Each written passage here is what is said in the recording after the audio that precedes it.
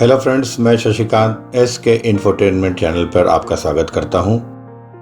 आज आपके लिए लेके आया हूं महाराष्ट्र सरकार द्वारा दायर आरक्षण मामले में सुनवाई के दौरान शुक्रवार 19 मार्च को क्या हुआ।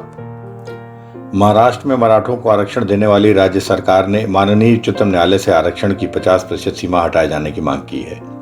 महाराष्ट्र सरकार ने शुक्रवार यानी कि 19 मार्च 2021 को माननीय उच्चतम न्यायालय से कहा कि आरक्षण में 50% की सीमा तय करने वाला इंदिरा साहनी के मामले में दिया गया फैसला अब व्यवहारिक नहीं रहा है। उस फैसले पर पुनर्विचार की आवश्यकता है और इसे पुनर्विचार के लिए कम से कम 11 न्यायाधीशों की पीठ को भेज दिया जाना चाहिए। महाराष्ट्र सरकार की ओर से पेश वरिष्ठ अधिवक्ता मुकुल रोहतागी के इन दलीलों पर शीर्ष अदालत ने सवाल किया कि नौकरियों और शिक्षा में आखिर कितनी पीढ़ियों तक आरक्षण जारी रहेगा।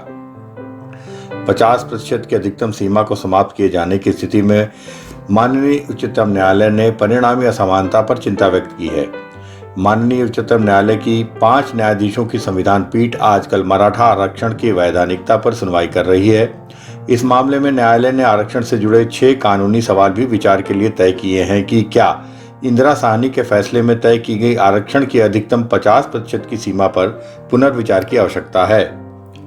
इसके अलावा माननीय न्यायालय यह भी विचार कर रहा है कि क्या संविधान के 102वें संशोधन से राज्यों का पिछड़ों की पहचान करने और उन्हें आरक्षण देने का अधिकार समाप्त हो गया है। सुप्रीम कोर्ट की 9 न्यायाधीशों की पीठ ने 1992 में इंदिरा साहनी मामले में फैसला दिया था, जिसे मंडल जजमेंट के नाम से जाना जाता है। सुप्रीम कोर्ट ने संविधान के 102वें संशोधन को चुनौती देने वाली एक याचिका पर केंद्र सरकार और अटॉर्नी जनरल को नोटिस भी जारी किया है। इसके अलावा शुक्रवार को कोर्ट में महाराष्ट्र सरकार की ओर से दलीलें रखी गईं, जिसमें मराठों को पिछड़ा मानते हुए दिए गए आरक्षण को जायज ठहराया गया। वरिष्ठ अधिवक्ता मुकुल रोहतागी ने कहा कि इंदिरा साहनी के फैसले को 30 वर्ष बीत चुके हैं, इसलिए इस फैसले पर पुनर्विचार की आवश्यकता है। आगे देखना है कि माननीय उच्चतम न्यायालय इस मामले में क्या रुख अपनाता है।